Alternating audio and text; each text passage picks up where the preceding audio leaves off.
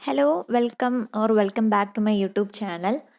In today's video, we'll be discussing the poem Faith Healing by Philip Larkin, who is a well known British verse and prose writer. The poem Faith Healing deals with how the poet understands why people would be religious, but thinks that sometimes people can take it too far. It is about the institution of religion and how it has actually morphed into a commercial institution which is exploiting the vulnerable and their beliefs to become a commercial or a business oriented platform. And in the first stanza itself, we see that the preacher is there and there are women folk who are moving towards the preacher by the steward, and each one is given 20 seconds to talk about their problems and receive blessings. And the preacher in this stanza is described twice in terms of appearance, that is dark suit, white collar, rimless glass, silver hair, and the second is by the ambience that he gives off.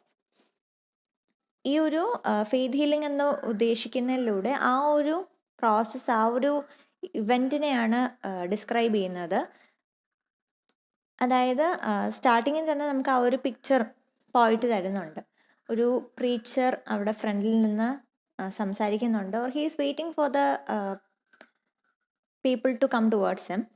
അങ്ങനെ ഓരോരുത്തരായിട്ട് ഈ ഒരു stewards guide ചെയ്ത് ഓരോരുത്തരായിട്ട് ഈ ഒരു പ്രീച്ചറിൻ്റെ അടുത്ത് എത്തുന്നു.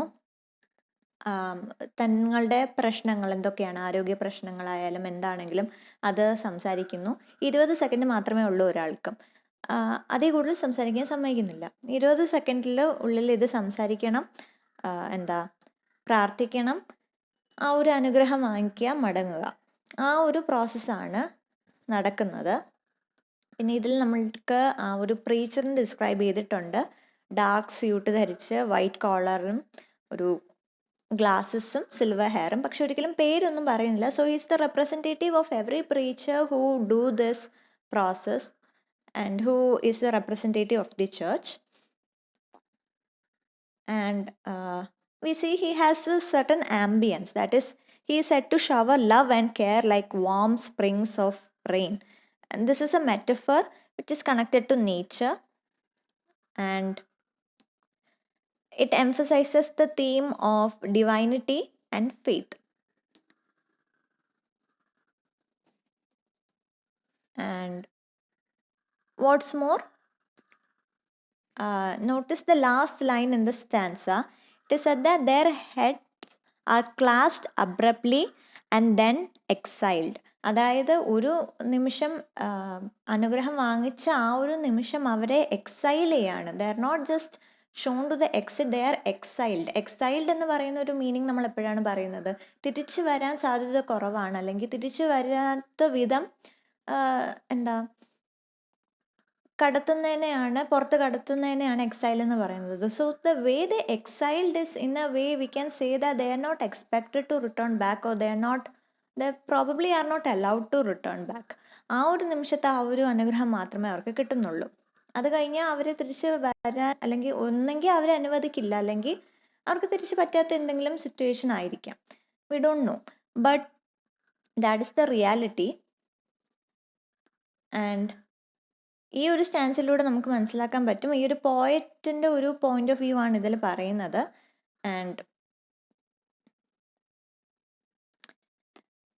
And in each of the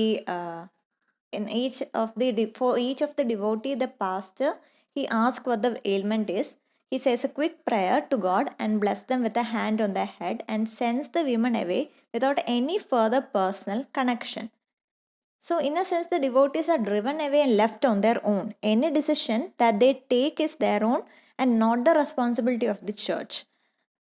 അതായത് എക്സൈൽഡ് എന്ന് ഉദ്ദേശിക്കാനുള്ളൊരു വേറൊരു അർത്ഥമെന്ന് പറയുന്നതും, ആ ഒരു അനുഗ്രഹം വാങ്ങിച്ചതിന് ശേഷം അവിടെ തൊട്ട് എന്താ ആ ഒരു ചേർച്ചോ ആ ഒരു പാസ്റ്ററിനോ ഈ ഒരു ഡിവോട്ടി ആയിട്ട് യാതൊരു കണക്ഷനും ഇല്ല, ഒരു പേഴ്സണൽ കണക്ഷനും ഇല്ല. കാരണം ഈ ഒരു അനുഗ്രഹം വാങ്ങിച്ച് തിരിച്ച് പോകുന്ന ആ ഒരു വ്യക്തി ഈ ഒരു വിശ്വാസത്തിൽ എന്താ ആ ഒരു വ്യക്തിയെ അലട്ടുന്ന എന്ത് പ്രശ്നമാണെങ്കിലും, ആരോഗ്യ പ്രശ്നമാണെങ്കിലും അതിനിപ്പോൾ എന്താ ഈ ഒരു വിശ്വാസത്തിലുള്ള ഒരു എന്താ അനുഗ്രഹം വാങ്ങിച്ചതിൻ്റെ ഒരു വിശ്വാസത്തിൽ പിന്നെ അങ്ങോട്ട് ഇപ്പോൾ മരുന്ന് എടുക്കുന്നില്ല, അല്ലെങ്കിൽ ചികിത്സ നിഷേധിക്കുന്നു, ഡോക്ടറിനെ കാണുന്നില്ല, ഹോസ്പിറ്റലിൽ പോകുന്നില്ല എന്നൊരു തീരുമാനം എടുത്തെന്ന് ഇരിക്കട്ടെ.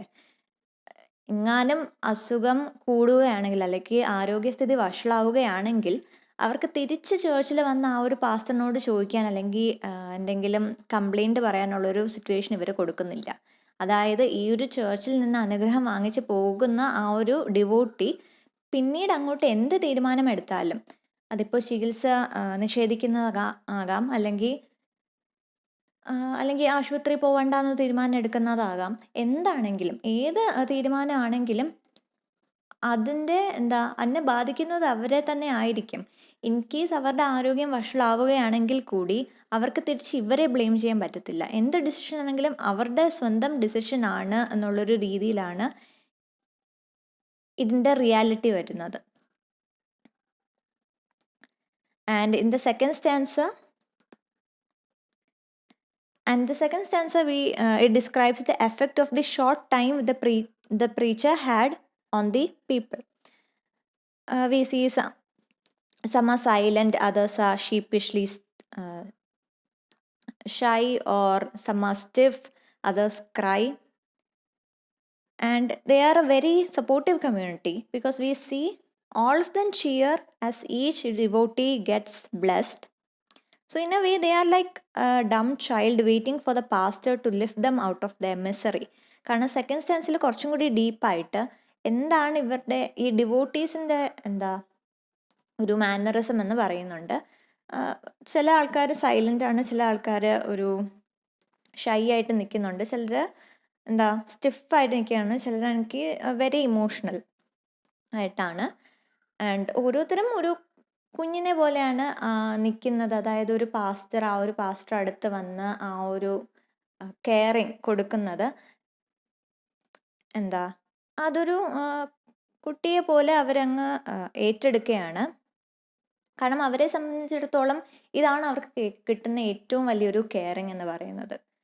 They are lonely or they may be feeling very worse, very miserable due to their illnesses. So the care that is given by the pastor is like a blessing for them. And this stanza actually reveals the poet's thought on faith healing, because he is not very in support of whatever that is happening here. He thinks the women are acting like a child, are being vulnerable to the business of trickery, because they fail to see that this is a mass healing and not a personal one, and the pure joy of a spiritual experience drown out any doubt. അതായത് ഈ ഒരു സ്ത്രീകളെ, ഈ ഒരു ഡിവോട്ടീസിനെ സംബന്ധിച്ചിടത്തോളം ഇതൊരു personal healing ആയിട്ടാണ് അവർ വിചാരിക്കുന്നത്. പക്ഷെ റിയാലിറ്റി എന്താണ്? ഇതൊരു മാസ് ഹീലിംഗ് ആണ്. മാത്രമല്ല ഒരു രീതിയിൽ ഒരു കമേഴ്ഷ്യൽ ഒരു മൈൻഡ് സെറ്റും കൂടി ഉള്ളൊരു കാര്യമാണെന്നാണ് പോയിറ്റ് പറയുന്നത്. അതായത് ഇതൊരു ട്രിക്കറിയാണ്, ഒരു ട്രെച്ചറിയാണ്. ഒരു വിശ്വാസത്തിൻ്റെ പേരിൽ ഇതൊരു മാസ് ഹീലിംഗ് പോലെ ഒരു ബിസിനസ് രീതിയിലാണ് നടത്തുന്നത്. കാരണം തിരിച്ചിങ്ങോട്ട് ആ ഒരു എക്സൈൽ എന്ന വാക്കിൻ്റെ അർത്ഥം ഇത് തന്നെയാണ്. തിരിച്ചൊരു പ്രത്യാഘാതം വരുന്നില്ല എന്ന് അവർ ഉറപ്പാക്കുന്നുണ്ട് ഇങ്ങനൊരു മാസ് ഹീലിങ്ങിലൂടെ. അപ്പം തന്നെ ഇതൊരു വിശ്വാസത്തിൽ മാത്രം, ആ ഒരു ദൈവത്തിൻ്റെ വിശ്വാസത്തിൽ മാത്രമായിട്ട് നടത്തുന്ന ഒരു പുണ്യകർമ്മമല്ല, പക്ഷെ അതിൻ്റെ പിന്നിൽ വേറെ പല ഉദ്ദേശങ്ങളും ഉണ്ട് എന്നുള്ളൊരു പോയിന്റ് ഓഫ് വ്യൂ ആണ് പോയിറ്റിനുള്ളത്. അതും പോയിറ്റ് പറയുന്നത് ഈ ഒരു വിമണാണ് കൂടുതലും ഇതിൽ വരുന്നതും അവരാണ് ഏറ്റവും വൾണറബിൾ ആയിട്ട് വരുന്നതും. കാരണം ഒന്ന്, അവർക്ക് ഇതൊരു മാസ് ഹീലിംഗ് ആണെന്നുള്ളൊരു റിയാലിറ്റി അവർ മനസ്സിലാക്കുന്നില്ല. രണ്ടാമത്തെ കാര്യം, ഒരു ഡൗട്ട് ഉണ്ടെങ്കിൽ പോലും ആ ഒരു മൂമെൻറ്റിൽ ഞാൻ പറഞ്ഞു അത്രയും മിസറബിളായിട്ട് വരുന്ന ആൾക്കാരാണ്. അപ്പോൾ അത്രയും ഒരു കെയറും ഒരു ലവും കിട്ടുമ്പോഴേക്കും സ്വാഭാവികമായിട്ടും അവരുടെ ഉള്ളിൽ ഒരു സംശയം ഉണ്ടെങ്കിൽ പോലും ആ ഒരു ആംബിയൻസിൽ അവരത് മറന്നു പോകുന്നു. ആ ഒരു കാര്യമുള്ളതുകൊണ്ട് തന്നെ they are being extremely vulnerable. And the last stanza, it starts with an exclamation, which is also a rhetorical question because here we have the line, mustached in flowered frocks they shake. The word mustached symbolizes the devotees that are coming from lower classes. And the lower classes are the easily exploitable in this business. And why do they come here? Probably because they can't afford treatment or they don't want to. And the healers, instead of directing them to medical treatment, they use these people as a source of income. ഈ ഒരു അവസാനത്തെ സ്റ്റാൻസയിലും പറയുന്നത് ആ ഒരു കാര്യമാണ്. മൊസ്റ്റാഷ്ഡ് എന്ന് ഉദ്ദേശിക്കുന്നതും ആ ഒരു ലോവർ ക്ലാസ്സിലെ ആൾക്കാരെയാണ് ഉദ്ദേശിക്കുന്നത്. സോ ഇവിടെ വരുന്ന ഡിവോട്ടീസിൽ കൂടുതലും സ്ത്രീകളാണെന്ന് മാത്രമല്ല ലോവർ ക്ലാസ്സിൽ നിന്ന് വരുന്ന ആൾക്കാരാണ് കൂടുതലും ഉള്ളത്. അത് മാത്രമല്ല ഇവരെ വൾണറബിളാണെന്ന് വിളിക്കാൻ കാരണം ഈ ഒരു കാര്യം കൂടിയുണ്ട്. ഒന്ന് അവർ ഇതൊരു മാസ് ഹീലിംഗ് ആണെന്നുള്ളൊരു കാര്യം മനസ്സിലാക്കുന്നില്ല, അല്ലെങ്കിൽ ഒരു സംശയം ഉണ്ടെങ്കിൽ പോലും ആ ഒരു സമയത്ത് അവർ ആലോചിക്കുന്നില്ല. രണ്ടാമത്തെ കാര്യം, ലോവർ ക്ലാസ് ആയതുകൊണ്ട് തന്നെ ഇവർക്ക് ഇവരുടെ ഒരു അസുഖങ്ങളുടെ അല്ലെങ്കിൽ ആരോഗ്യസ്ഥിതി വഷളാകുമ്പോൾ ഹോസ്പിറ്റലിൽ പോകാനോ അല്ലെങ്കിൽ അതിൻ്റെ അത്രയും ആവശ്യമായ ചികിത്സ അഫോർഡ് ചെയ്യാൻ പറ്റാത്ത ആൾക്കാരായിരിക്കും ഭൂരിഭാഗവും. അങ്ങനെ ഉള്ളപ്പോൾ ഒന്നെങ്കിൽ അവർക്ക് പറ്റാത്തൊരവസ്ഥയായിരിക്കും, അല്ലെങ്കിൽ അവർക്ക് താല്പര്യമില്ലാത്തൊരവസ്ഥയായിരിക്കും. ഏതാണെങ്കിലും അവർക്ക് കുറച്ചും കൂടി സ്യൂട്ടബിൾ ആയിട്ട് തോന്നുന്നതും ഇങ്ങനത്തെ ഒരു മാസ് ഹീലിംഗ് പ്രോഗ്രാംസ് ആണ്. അപ്പോൾ അതുകൊണ്ടായിരിക്കാം കൂടുതലും ലോവർ ക്ലാസ്സിൽ നിന്നുള്ള ആൾക്കാർ ഇതിലേക്ക് വരുന്നത് എന്ന് പോയറ്റ് പറയുന്നു. അപ്പോൾ എന്താണ് ഇവിടുത്തെ കാര്യം എന്ന് പറയുന്നത്, എത്രമാത്രം വിശ്വാസം കൊണ്ട് ഹീൽ ചെയ്യാൻ പറ്റും എന്നുള്ളതാണ് ഒരു ക്വസ്റ്റ്യൻ. കാരണം അത് വളരെ സബ്ജക്റ്റീവായിട്ടൊരു കാര്യമാണ്.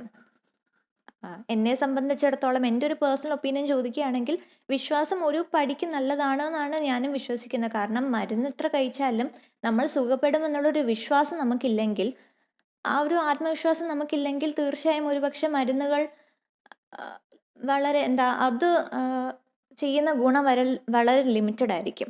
നമ്മൾ സുഖപ്പെടും, നമ്മൾ ഇന്നേക്കാളിൽ നന്നായി ആരോഗ്യം നന്നാകുമെന്ന് നമുക്കൊരു വിശ്വാസം തീർച്ചയായും വേണം.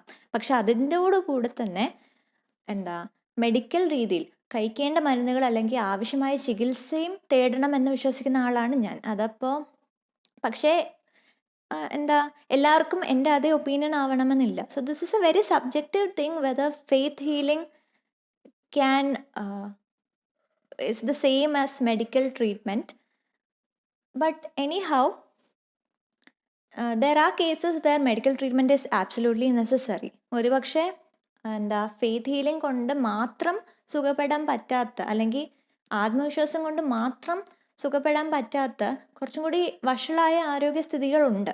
അപ്പോൾ ഒരു ചേർച്ചിലേക്ക് വരുന്ന ആൾക്കാരാണെങ്കിൽ ഒരു പാസ്റ്ററിനെ സംബന്ധിച്ചിടത്തോളം അദ്ദേഹത്തിന് മനസ്സിലാക്കാൻ പറ്റുന്നതാണ് ഈ ഒരു വ്യക്തി പറയുന്ന ഒരു ആരോഗ്യം അത് ഒരുപക്ഷെ വിശ്വാസം കൊണ്ട് മാത്രം മാറുന്നതാണോ, അല്ലെങ്കിൽ എത്രമാത്രം ചികിത്സ വേണ്ടി വരുന്നതാണ് എന്നൊരു സ്വാഭാവികമായിട്ടും ഒരാൾക്ക് ചോദിച്ചറിയുമ്പോൾ മനസ്സിലാക്കേണ്ടതാണ്. അപ്പോൾ അങ്ങനെയുള്ള സിറ്റുവേഷനിൽ ഇവർ മെഡിക്കൽ ട്രീറ്റ്മെൻറ്റിന് വേണ്ടി ഈ ഡിവോട്ടീസിനെ പറഞ്ഞയക്കുന്നില്ല എന്ന് മാത്രമല്ല, വിശ്വാസത്തിൽ മാത്രം ഊന്നി നിന്നുകൊണ്ട് ആ ഒരു ചികിത്സ തേടാനുള്ളൊരു അവസരം അവരുടെ നിന്ന് തട്ടിയെടുക്കുകയാണ്. So in a way they are using these people, exploiting them and trying to make money out of them. That is the point of view that the poet has. And in conclusion, he says, it is the lack of love in the world and how the devotees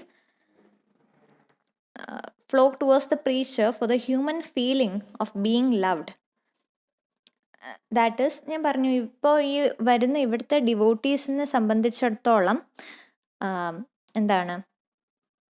അവർക്ക് അവരുടെ അസുഖം കാരണം അവർക്ക് ഒരു സുഖം കിട്ടുന്നില്ല, മനസ്സിനൊരു സന്തോഷമില്ല. അതുകൊണ്ടാണ് അവർ കൂടുതലും ഇങ്ങനത്തെ ഹീലിംഗ് പ്രോഗ്രാംസിന് വരുന്നതും ഈ ഒരു പ്രീച്ചറിൻ്റെ സമയത്ത് അടുത്ത് സംസാരിക്കുമ്പോഴും ആ ഒരു പ്രോഗ്രാമിൽ അറ്റൻഡ് ചെയ്യുമ്പോഴും ആ ഒരു സന്തോഷം കിട്ടുന്നത് അതുകൊണ്ടാണ്. എന്താണ് എൻ്റെ കോർ എന്ന് പറയുന്നത്? The lakh of love, the lack of caring that they get.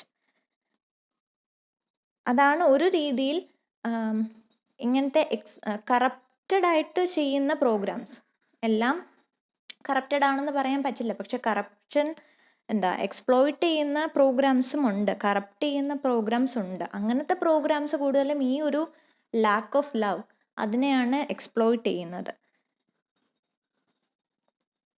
And these kinds of programmes that usually corrupt the establishment of the church, they use the teachings of God and the fact that teaching God is love, and use this concept for business purpose only. And that is what the poet is targeting actually.